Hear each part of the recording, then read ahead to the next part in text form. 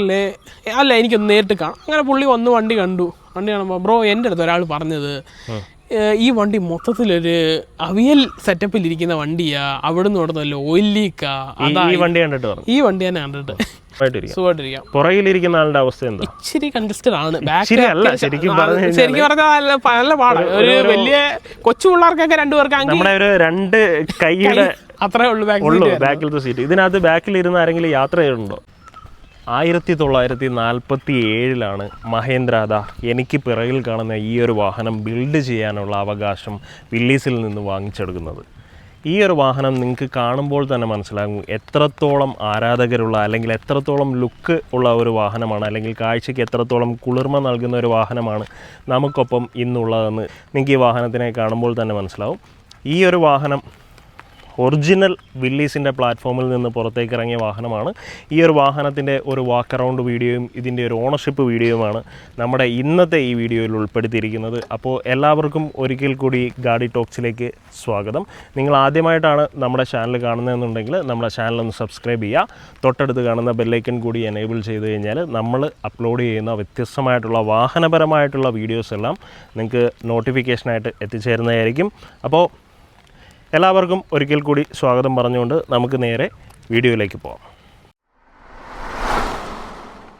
നമുക്കൊപ്പമുള്ള വാഹനം 1969 model original Willys വാഹനമാണ്. Left hand drive അല്ല, റൈറ്റ് ഹാൻഡ് ഡ്രൈവാണ് വരുന്നത്.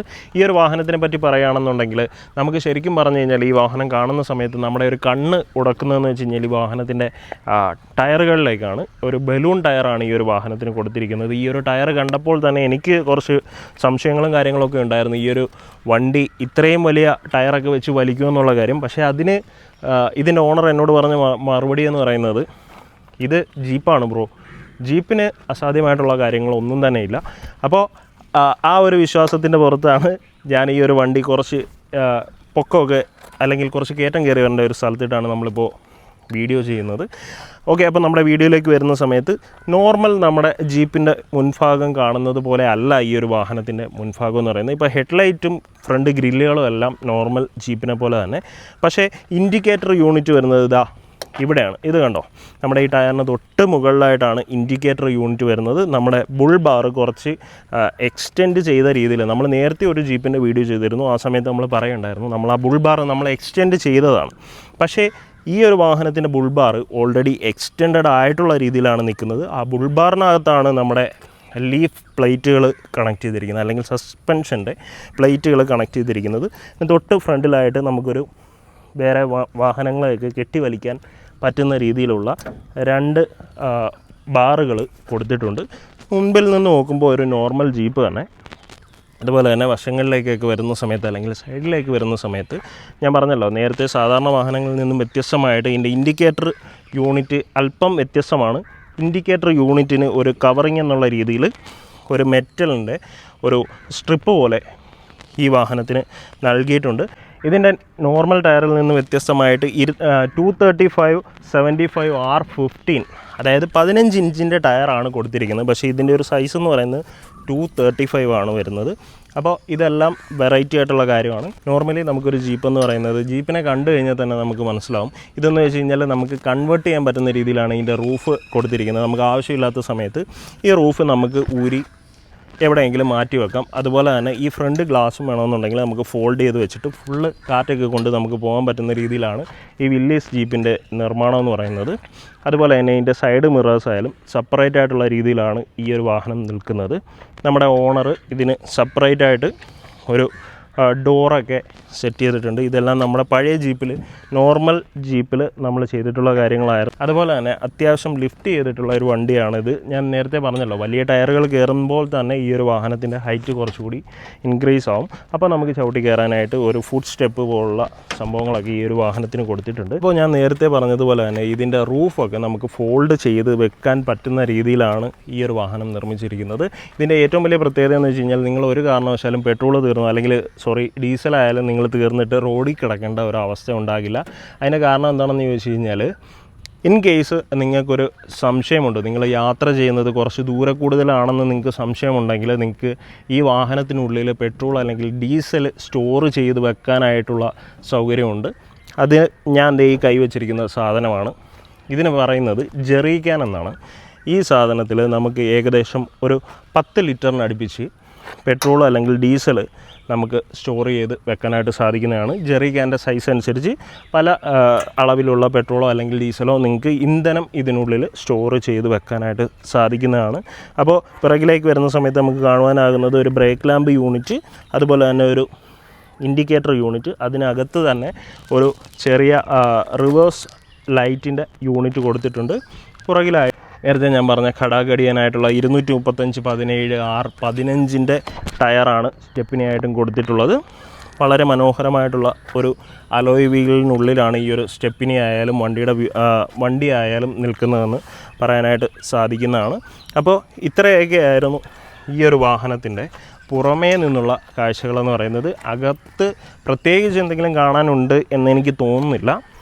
സാധാരണ നമ്മുടെ നോർമൽ ജീപ്പ് പോലെ തന്നെയാണ് ഈ ഒരു വാഹനത്തിൻ്റെ ഉൾഭാഗവും കാണുവാനായിട്ട് ഉള്ളത്. ഈ ഒരു വാഹനത്തിന് ഉള്ളിലേക്ക് കയറിയപ്പോൾ എനിക്ക് ഏറ്റവും കൂടുതൽ ഇഷ്ടപ്പെട്ടത് ഇതിൻ്റെ ഒരു സ്റ്റിയറിംഗ് വീലാണ്. ശരിക്കും പറഞ്ഞു കഴിഞ്ഞാൽ നമുക്കൊരു അറ്റാച്ച്മെൻറ്റ് തോന്നുന്ന ഒരു സ്റ്റിയറിംഗ് വീലാണ് ഈ ഒരു വാഹനത്തിൻ്റെ എന്ന് പറയുന്നത്. വളരെ തിന്നായിട്ട് വളരെ വൈഡായിട്ടുള്ള ഒരു സ്റ്റിയറിംഗ് വീലാണ് ഈ ഒരു വാഹനത്തിന് കൊടുത്തിട്ടുള്ളത്. ആകെ വരുന്നത് ഡിമ്മ്, ബ്രൈറ്റ്, ഇൻഡിക്കേറ്റർ, ഹോണ്, ഇത്രയും സ്വിച്ചുകൾ മാത്രമേ ഈ ഒരു വാഹനത്തിന് വരുന്നുള്ളൂ. ഇതിന് നമ്മുടെ സീറ്റ് ബെൽറ്റ് ഇല്ല, അതുപോലെ തന്നെ വൈപ്പേഴ്സും ഈ ഒരു വാഹനത്തിന് കമ്പനി നൽകുന്നില്ല. 4x4 ആണ് ഈ ഒരു വാഹനം വരുന്നത്. 4 സ്പീഡ് ഗിയർ ബോക്സ് ആണ് ഈ ഒരു വാഹനത്തിന് നൽകിയിരിക്കുന്നത്. ഇതിൻ്റെ മീറ്റർ ഗേജുകളെല്ലാം കൊടുത്തിരിക്കുന്നത് നടുഭാഗത്തായിട്ടാണ്. ബാക്കിയുള്ള പുതിയ ജീപ്പുകൾ അല്ലെങ്കിൽ നമ്മുടെ മറ്റ് ജീപ്പുകളുടെ എല്ലാം ഈ ഒരു ഭാഗത്തായിട്ടാണ് കൊടുക്കുന്നത്. പക്ഷേ ഈ ഒരു വാഹനത്തിന് നടുഭാഗത്തായിട്ടാണ് കൊടുത്തിരിക്കുന്നത്. ഇവിടെ ഒരു ഡാഷ്ബോർഡ് ഒന്ന് തോന്നിപ്പിക്കുന്ന രീതിയിലുള്ള ഒരു ചെറിയ ഒരു സെറ്റപ്പ് കൊടുത്തിട്ടുണ്ട്. ഇത്രയുമാണ് ഈ ഒരു വാഹനത്തിൻ്റെ ഉള്ളിൽ നിന്നുള്ള കാഴ്ച. പുറകിലേക്ക് പോവുകയാണെന്നുണ്ടെങ്കിൽ കുട്ടികൾക്ക് പോലും ഇരിക്കാൻ സാധിക്കാത്ത രീതിയിലുള്ള സീറ്റാണ് ഈ ഒരു വാഹനത്തിൻ്റെ പുറകിലും കൊടുത്തിട്ടുള്ളത്. അത് അഡീഷണൽ നമ്മൾ കൊടുത്തിട്ടുള്ള സീറ്റാണ്. 2 പേർക്ക് വളരെ സുഖകരമായിട്ട് യാത്ര ചെയ്യാൻ പറ്റുന്ന ഒരു വാഹനമാണ് ഈ വില്ലീസ് എന്നാണ് എനിക്ക് തോന്നുന്നത്. ഞാൻ പേഴ്സണലി ഈ ഒരു വാഹനത്തിൽ യാത്ര ചെയ്ത സമയത്ത് എനിക്ക് ഈ വാഹനം ഇഷ്ടപ്പെടുകയുണ്ടായി. പക്ഷേ മൂന്നാമതൊരാൾ കയറുന്ന സമയത്ത് അദ്ദേഹത്തിൻ്റെ അവസ്ഥ എങ്ങനെയായിരിക്കും എന്നുള്ളത് പുറകിലിരിക്കുന്ന ആളിനോട് തന്നെ ചോദിച്ചു കഴിഞ്ഞാൽ മനസ്സിലാവുള്ളൂ. അപ്പോൾ ഇത്രയുമായിരുന്നു ഈ ഒരു വാഹനത്തിൻ്റെ പുറത്തു നിന്നും അകത്തു നിന്നുമുള്ള വിശേഷങ്ങളെന്ന് പറയുന്നത്. അപ്പോൾ ഇദ്ദേഹമാണ് നമ്മുടെ ഈ ഒരു വാഹനത്തിൻ്റെ ഉടമസ്ഥനായിട്ടുള്ള അലൻ എന്ന് പറയുന്നത്. അപ്പോൾ അലൻ, ഞാൻ ആദ്യമേ തന്നെ ഒരു കൺഗ്രാജുലേഷൻസ് പറയണം. അതിൻ്റെ കാരണം എന്താണെന്ന് ചോദിച്ചു കഴിഞ്ഞാൽ 1969 മോഡല് പ്യുവർ വില്ലീസാണ് നമുക്കൊപ്പം ഉള്ളത്. അല്ലെങ്കിൽ നമ്മൾ മഹേന്ദ്രയുടെ ഏതെങ്കിലും ഒരു വണ്ടി എടുത്തിട്ട് വില്ലീസ് ഒന്ന് ജസ്റ്റ് ലേബൽ ചെയ്ത് നടക്കാനല്ല, ഇത് ഒറിജിനൽ വില്ലീസാണ്. ഇത് ഒറിജിനൽ 1963 മോഡൽ വില്ലീസാണ്. ഓക്കെ, എങ്ങനെയാണ് ഈ ഒരു വണ്ടിയിൽ എത്തിപ്പെട്ടത്? ഈ ഒരു വണ്ടിയിൽ എനിക്ക് ഒരു കുറേ നാൾക്ക് മുമ്പേ വില്ലീസ് എടുക്കാൻ നമ്മൾ കസിന് ഒരു വില്ലീസ് ഉണ്ട്. അപ്പോൾ അത് കണ്ട് അതൊരു ഹൈ ബോണറ്റാണ്, പക്ഷേ ഈ മോഡലല്ല, അതൊരു ക്ലാസിക് മോഡലായിരുന്നു.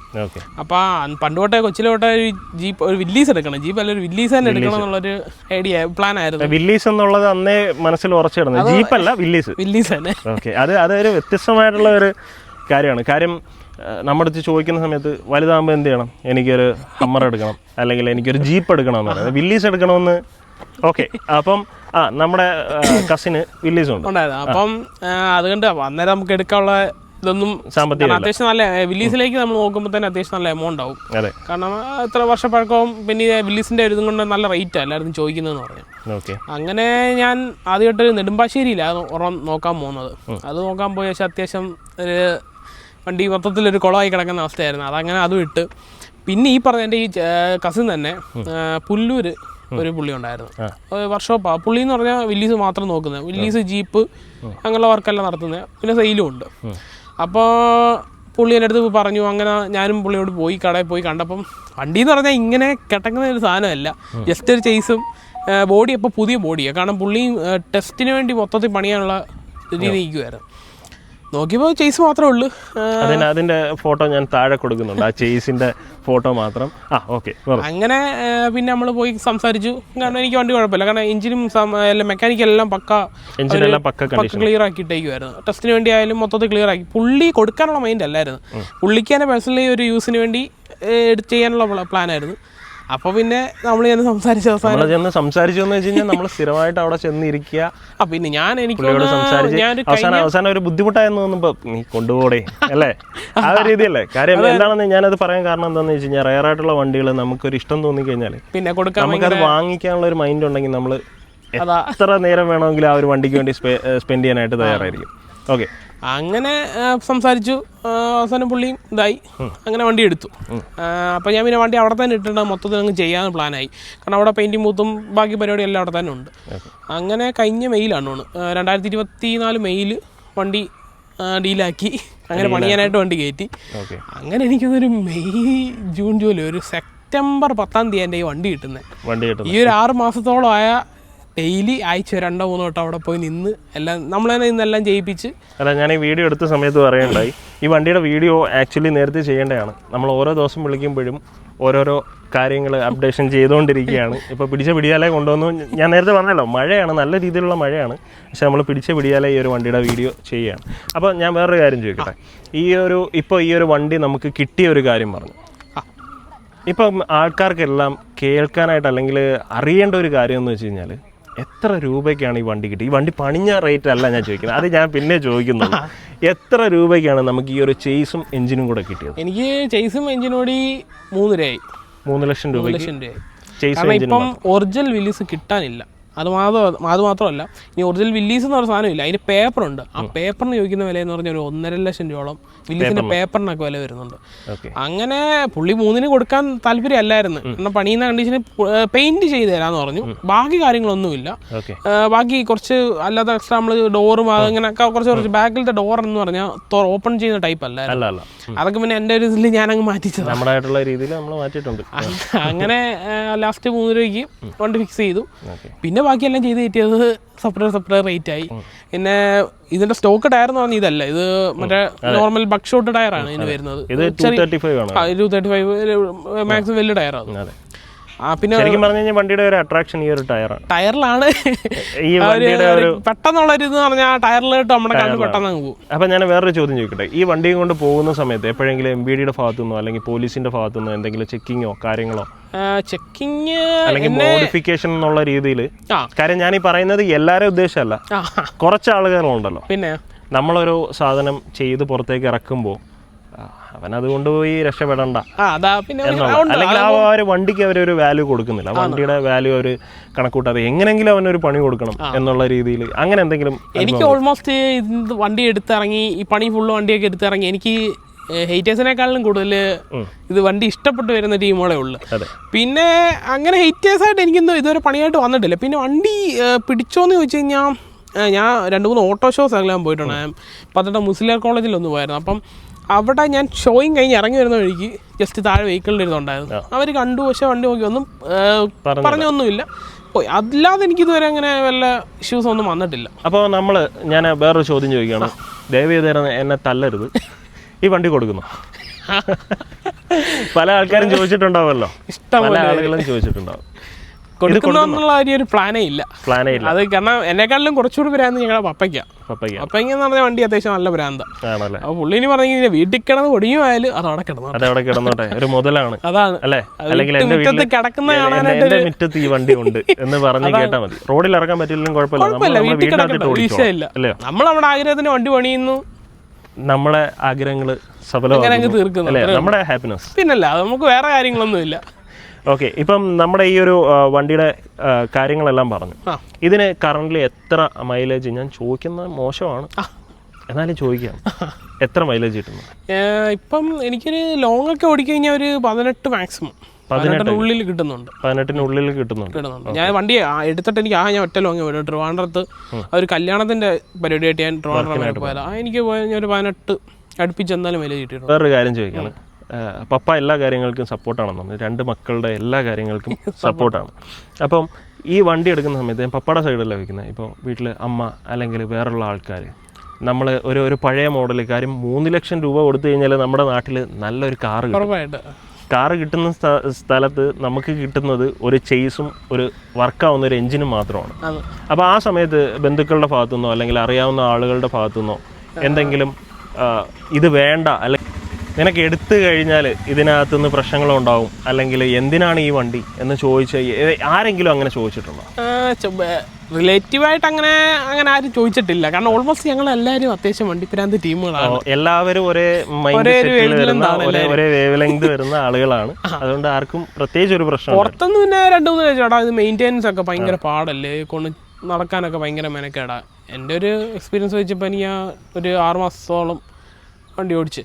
ജസ്റ്റ് എനിക്ക് വണ്ടി എടുത്തിട്ട് ശേഷം ബ്രേക്സിലുണ്ടോ ഒരു കംപ്ലൈൻറ്റ് ഉണ്ടായിരുന്നു. അതല്ലാതെ പിന്നെ നോർമലി വരുന്ന ഓയിൽ ചേഞ്ച് കാര്യങ്ങളല്ലാതൊന്നും എനിക്ക് ഇതുവരെ വേറെ പണിയായിട്ടൊന്നും. എനിക്ക് തോന്നുന്നു മഹേന്ദ്രയുടെ ഓൾമോസ്റ്റ് എല്ലാ പാർട്സും ഇതിനകത്ത് ഷൂട്ടാവും. അത് നമുക്ക് പാർട്സിന് അങ്ങനെ വലിയ ഇഷ്യൂസോ കാര്യങ്ങളൊന്നുമില്ല. പിന്നെ ചില പാർട്സിനൊക്കെ ഇഷ്യൂസ് വന്നാലും കട്ടപ്പന സൈഡിൽ, ഇടുക്കി സൈഡൊക്കെ നമുക്ക് എങ്ങനെയും ജീപ്പുകൾ കൂടുതലായതുകൊണ്ട് നമുക്ക് ആ അത്യാവശ്യം നമുക്ക് കൊണ്ടാകും. ഇത് പണിഞ്ഞ ആള് തന്നെ മെക്കാനിക്ക് പുള്ളി കട്ടപ്പനക്കാരനായിരുന്നു, സുരേഷ് എന്ന് പറയും. അപ്പോൾ പുള്ളി വഴിയൊക്കെ എനിക്ക് അത്യാവശ്യം പാർട്സും കാര്യങ്ങളൊക്കെ അവിടെ നിന്ന് സെറ്റാക്കി കിട്ടും. അവിടെ നിന്ന് കിട്ടും. ഇതിന്റെ റേറ്റ് എങ്ങനെ വരുന്നത്? പാർട്സിന്റെ ഒക്കെ ആയാലും പാർട്സിലും വലിയ റേറ്റ് ഒന്നും വരുന്നൊന്നുമില്ല. നോർമലി നമ്മളൊരു മഹീന്ദ്രയുടെ നോർമൽ മേജർ ജീപ്പിന്റെ ഒക്കെ ഒരു പാർട്സിന്റെ ഒക്കെ റേറ്റേ വരുന്നുള്ളൂ. അല്ലാതെ ഇത് വില്ലീസ് എന്ന് പറഞ്ഞു കഴിഞ്ഞാൽ വലിയ റേറ്റ് ഒന്നോ അങ്ങനെ കാര്യങ്ങളൊന്നും. ഈ വണ്ടിക്ക് സീറ്റ് ബെൽറ്റ് ഇല്ല. സീറ്റ് ബെൽറ്റ് ഇല്ലാത്തതിന് എന്തെങ്കിലും ഫൈനോ കാര്യങ്ങളോ കിട്ടി? ഇതുവരെ എനിക്ക് വന്നിട്ടില്ല. ക്യാമറ വർക്ക് ചെയ്യാത്തതുകൊണ്ടാണോ അതോ? അത് ഇനി എനിക്ക് അറിഞ്ഞൂടാ. ഞാൻ വണ്ടി എടുത്ത ടൈമിൽ ഞാൻ ആദ്യമേ റൂഫ് അടിച്ചിട്ടില്ല. ഞാൻ ഒരു 1.5 മാസത്തോളം റൂഫ് ഇല്ലാതെ പോയത്. ക്യാമറയുടെ അടുത്തോടും പോയിട്ടുണ്ട്, ഇതുവരെ ഒരു ഫൈനും കിട്ടിയിട്ടില്ല. നോർമലി ഇത് കൺവെർട്ടഡ് ജീപ്പാണ്. വില്ലീസിന് അന്നത്തെ കാലത്ത് സീറ്റ് ബെൽറ്റ് ഇല്ല. പിന്നെ അപ്പം അതുപോലെ തന്നെ നമുക്ക് വൈപ്പറില്ല. ഇപ്പം ഞാൻ പറഞ്ഞല്ലോ, ഞാൻ വീഡിയോ എടുക്കുന്ന സമയത്ത് മഴയാണ്. ഈ മഴയത്ത് ഉപയോഗിക്കുന്ന സമയത്ത് എന്തെങ്കിലും പ്രശ്നങ്ങൾ, വൈപ്പറിന്റെ ഒരു ഇഷ്യൂ, ഓൾമോസ്റ്റ് നമുക്ക് വൈപ്പർ ഉണ്ടെങ്കിൽ തന്നെ വണ്ടി ഉപയോഗിക്കാൻ പറ്റാത്ത. അപ്പോൾ ആ ഒരു സമയങ്ങളൊക്കെ ഹെവി മഴയിലേക്ക് കണ്ണ് കാണാൻ പറ്റാത്ത രീതിയിലുള്ള മഴയൊക്കെ വരുമ്പോഴത്തേനെ മാത്രമേ നമുക്കൊരു തടസ്സമല്ല. അല്ലാതെ ഈ ഗ്ലാസും കൊണ്ട് എനിക്ക് അങ്ങനെ വലിയ വിസിബിലിറ്റിയുടെ കാര്യങ്ങളൊന്നും ഇതുവരെ വന്നിട്ടില്ല. പിന്നെ നമുക്ക് ചെയ്യാം, സെപ്പറേറ്റ് വൈപ്പറിന്റെ മോട്ടറും കയറ്റി നമുക്ക് വൈപ്പർ ചെയ്യുന്നത്. പക്ഷെ എനിക്ക് തോന്നുന്നു വില്ലീസ് എന്ന് പറയുമ്പോൾ ഈ ഒരു അതുകൊണ്ടാണ് നമുക്ക് സീറ്റ് ബെൽറ്റ് ആഡ് ചെയ്യാൻ പറ്റും, വൈപ്പർ ചെയ്യാൻ പറ്റും, പല കാര്യങ്ങളും ചെയ്യാൻ പറ്റും. നമ്മൾ ആ ഒരു രീതിയിലേക്ക് അങ്ങ് നിർത്തി. അതുപോലെ തന്നെ നമ്മുടെ ബാക്കിൽ ഇപ്പോൾ ജെറി ക്യാൻ കൊടുത്തിട്ടുണ്ട്. ആ ജെറി ക്യാൻ ഇതുവരെ ഉപയോഗിച്ചിട്ടില്ല. ഉപയോഗിച്ചിട്ടില്ല. കാണാനുള്ള ഒരു ഇതുകൊണ്ട് ഇതൊന്നും ഇങ്ങനെ സാധനങ്ങളൊന്നും ഈ ബുള്ളറ്റ് ബോക്സ് ആയാലും ജെറി ക്യാൻ ആയാലും ഒന്നും ഇല്ല. ഒരു ബുള്ളറ്റ് ബോക്സ് ഉണ്ട് കേട്ടോ, അത് ഞാൻ നേരത്തെ പറയാൻ വിട്ടുപോയി. ബാക്കിലത്തെ റിയൽ വീൽ നമ്മൾ അതിനകത്ത് കയറ്റി അങ്ങനെ ഒരു സ്കീമൊന്നും ഇല്ല. ഈ 69 വീൽസിന് ബാക്കിൽ വീല് വരുന്ന സ്കീമൊന്നും ഇല്ല. അതൊക്കെ നമ്മൾ പിന്നെ രണ്ടാമത് ഈ വണ്ടിക്കകത്തെ ഞാൻ കയറിയപ്പോൾ മുൻപിൽ 2 പേർക്ക് സുഖമായിട്ടിരിക്കാം. പുറകിലിരിക്കുന്ന ആളുടെ അവസ്ഥ എന്താ? ഇച്ചിരി കൺജസ്റ്റഡ് ആണ്. ശരിക്കും പറഞ്ഞാൽ നല്ല പാടാണ്. ഒരു വലിയ കൊച്ചു പിള്ളേർക്കൊക്കെ 2 പേർക്ക് നമ്മുടെ ഒരു 2 കൈയുടെ അത്രേ ഉള്ളൂ ബാക്കിലത്തെ സീറ്റ്. ഇതിനകത്ത് ബാക്കിൽ ഇരുന്ന് ആരെങ്കിലും യാത്ര ചെയ്തിട്ടുണ്ടോ? യാത്ര മെയിൻലി ഞാനും അനിയനും അല്ലെങ്കിൽ ഫ്രണ്ട്സ് ആരെങ്കിലും അതുവരെ കേറിട്ടുള്ളൂ. അല്ലാതെ ചെറിയ ദൂരങ്ങളല്ലാതെ ലോങ് പോയിട്ടില്ല. അതിനുള്ള ധൈര്യം അത് ഭയങ്കര മെനക്കാണ്. കാരണം അത് ഇരിക്കുന്ന നമുക്ക് നടുവിനൊരു പിടുത്തം വരും. ഓക്കെ.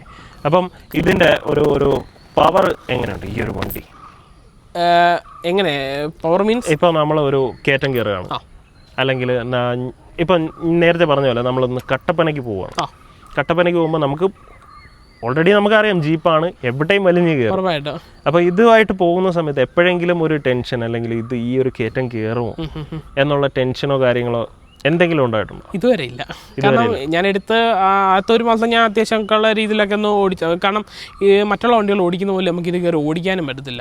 അതിലെ മെയിൻലായ ഇഷ്യൂ എന്ന് പറഞ്ഞു കഴിഞ്ഞാൽ മറ്റുള്ള ഞാൻ ഒന്ന് ഓടിച്ചു പോകട്ടെ, നമുക്ക് കൊടുക്കാൻ ഭയങ്കര പാടാണ്. കാരണം എന്ന് പറഞ്ഞു കഴിഞ്ഞാൽ ഇത് മറ്റുള്ള വണ്ടി ഓടിക്കുന്ന രീതിയിലല്ല. ചിലപ്പോൾ എങ്ങാണ് ഇതിൻ്റെ ബ്രേക്കൊക്കെ പ്രോപ്പർ കിട്ടിയില്ലെങ്കിൽ പണിയാവും.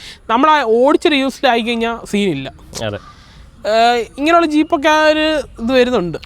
ശരിക്കും പറഞ്ഞു കഴിഞ്ഞാൽ നമ്മുടെ ഒരു നോർമൽ വണ്ടി ഉപയോഗിക്കുന്ന ഒരാളിന് കൊടുത്തു കഴിഞ്ഞാൽ എനിക്ക് തോന്നുന്നു അതിന്റെ ക്ലച്ച് ഗിയർ അങ്ങനെയുള്ള കാര്യമൊക്കെ അതിനൊരു താളവും ഇതൊക്കെ ഉണ്ട്. ആ രീതിയിലൊക്കെ ഇട്ടങ്ങോട്ട് പോയി കഴിഞ്ഞാൽ വണ്ടി ഓക്കെയാണ്. നമ്മൾ നേരത്തെ ഒരു ജീപ്പിന്റെ മഹേന്ദ്രയുടെ ഒരു ജീപ്പിന്റെ വീഡിയോ ഞാൻ ചെയ്തപ്പോൾ അതിന്റെ ഓണറും എന്നോട് പറഞ്ഞ ഒരു കാര്യം ഇതാണ്: ഓടിക്കാൻ അറിഞ്ഞുകൂടാത്ത ആൾ ഓടിച്ചിട്ടുണ്ടോ? നിങ്ങൾ ഇപ്പം ഞാൻ കാർ ഓടിക്കുന്ന ഒരാളാണ്, അല്ലെങ്കിൽ ഞാൻ ലോറി ഓടിക്കുന്ന ഒരാളാണെന്ന് പറഞ്ഞിട്ടും കാര്യമില്ല.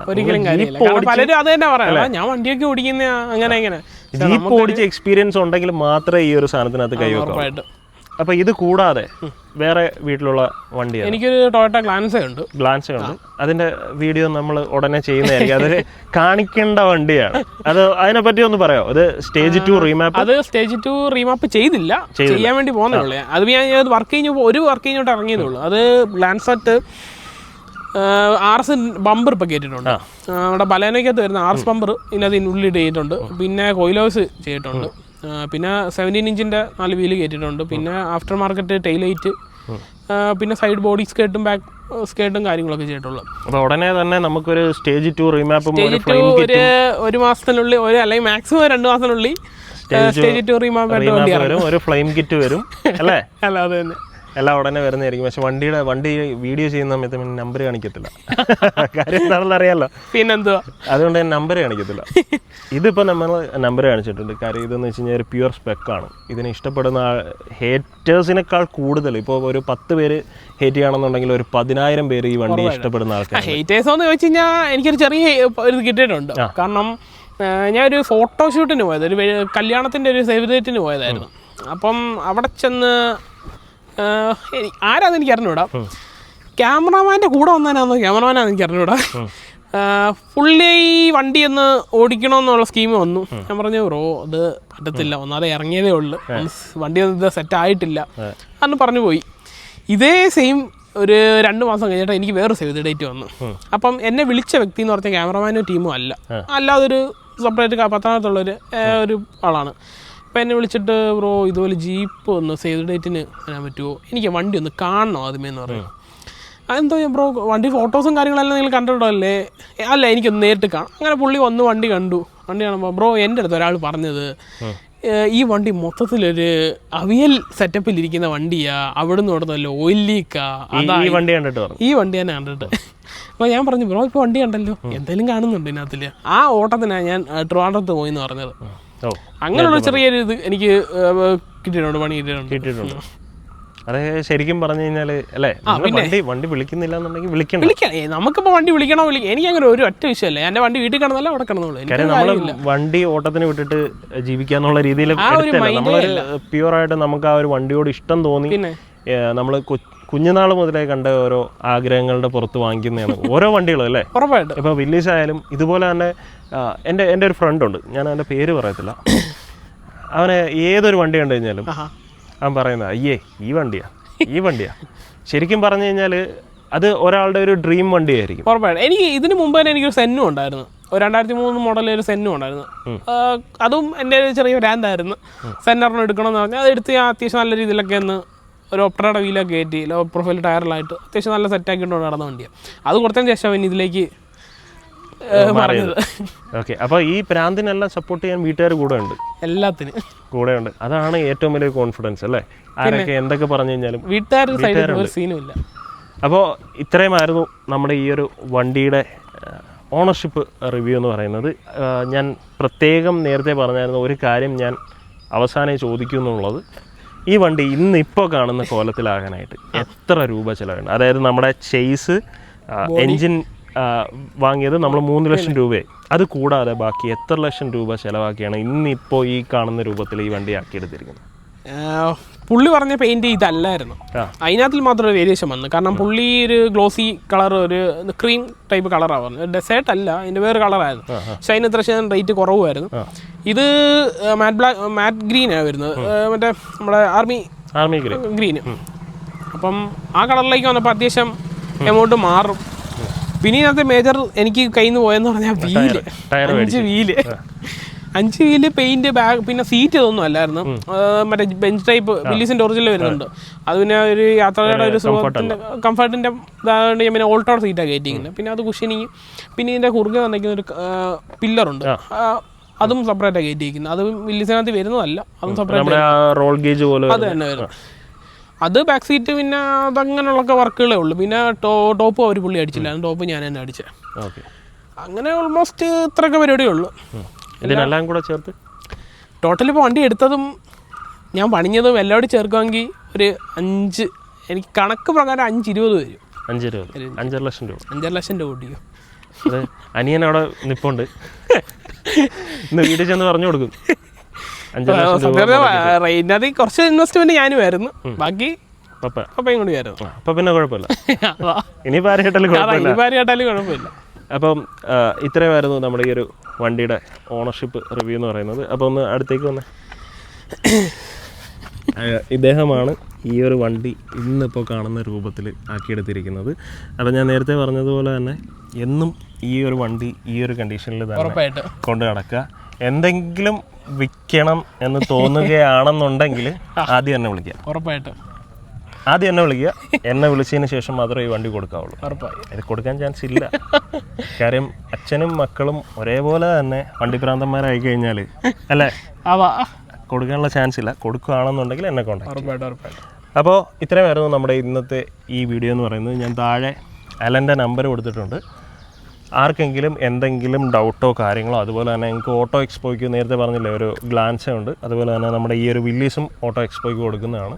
അപ്പോൾ ഓട്ടോ എക്സ്പോ ബന്ധപ്പെട്ട കാര്യങ്ങൾക്കൊക്കെ നിങ്ങൾക്ക് ആ നമ്പറിൽ കോൺടാക്റ്റ് ചെയ്യാവുന്നതാണ്. ഞാൻ 2 നമ്പർ കൊടുത്തിട്ടുണ്ട്, ഒന്ന് അലൻ്റെയും ഒന്ന് അലൻ്റെ അനിയനായിട്ടുള്ള ആൽഫിയുടെയും നമ്പറാണ് കൊടുത്തേക്കുന്നത്. 2 നമ്പറിൽ വിളിച്ച് കഴിഞ്ഞാലും നിങ്ങൾക്ക് ഇവരായിട്ട് കോൺടാക്റ്റ് ചെയ്യാനായിട്ട് സാധിക്കുന്നതായിരിക്കും. അപ്പോൾ ഇത്രയുമായിരുന്നു നമ്മുടെ ഇന്നത്തെ ഈ വീഡിയോ എന്ന് പറയുന്നത്. അപ്പോൾ നമുക്ക് പുതിയൊരു വീഡിയോ ആയിട്ട് കാണുന്നവരേക്കും എല്ലാവരും ഹാപ്പി ആയിട്ടിരിക്കുക.